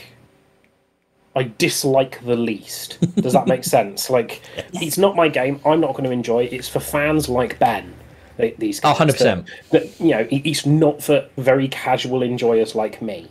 And it sounds like they've done a terrific job. Perfectly happy. Whenever I've reviewed the F1 games, which I have done every year, we'll call this the review, but I'm not doing a formal one. But whenever I review them, I always say, you kind of have to sort of do it in two mindsets. So, are you a fan of the sport, or do you have no idea what this sport is?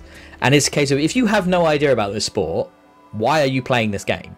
But I will say that this year is probably the most accessible it's ever been, because of the story mode and because of the popularity of Drive to Survive on Netflix, which has brought a lot of people into the sport. This is really one of the best entry points ever into the Formula 1 game. Also because they've removed some of the weirder ancillary odd little modes and things that would confuse people, like the classic cars and stuff. They've removed that, so they've actually simplified the offering a bit, and but it doesn't feel like it's lacking. It just feels like it's more focused, I guess, which I think it really is the best way in it's ever been. I freaking love it. It's brilliant. I'm probably gonna play some more before the sprint qualifying, but it's gonna be good. It's gonna be good. Anything else for anybody else, guys, or should I wrap episode 40 up? I think I'm good. Yeah. Fantastic. Well, that has been another episode of Experience Kills. I have been your host, Ben. That's been the host, Leah, down there. You can find her. You can't find her on Twitter. And then over there, that's been the host, Rob, and you can find him at Twitter at Homeless Mr. Gibbs. You can find me at DIYE, and you can find us collectively at Experience Kills. Please give us a like and subscribe on this video. Means a lot to me, and I can tell you to expect some more videos coming out of us shortly as well. I've got a raft of PC games that I'm not even allowed to talk about due to embargoes, but I can tell you that stuff is coming. F1 related. Not F1 related games, but there will be videos coming for some games in the next few weeks that I am very excited to talk to people about. Especially one, which is going to be awesome. But yeah, so that's all coming on the channel, so please, when you're doing that, like and subscribe. Also turn on the bell icon to get the notifications of the new videos as and when they come up. And don't forget, if you don't have time to watch a nearly 2-hour long podcast or whatever, you can listen to this as a podcast anywhere a good podcast can be found. And if you can find somewhere that a good podcast can be found and we're not there, let me know and I will make that happen. Even if it's like a bad podcast, you can find what's a bad podcast? Is somebody like singing the same song for 2 hours? That'd be pretty bad, wouldn't it? Depends on the song. Can you think of a song that you'd be willing to listen to someone to singing it? No music, just singing a song for 2 hours. What song would that be? According to your Witcher. Oh my god! Looking forward to season 2 of that, by the way, very much so. But yeah, until next time, until next week, when me, Rob, and Richard will be back, and we'll be talking about, what was that game called again? Blood Roots. Blood Roots for Game Pass Club. That's actually going to happen. We're actually going to do a Game Pass Club, I promise, in a week's time. Thank you very much, everybody, for joining us. Goodbye.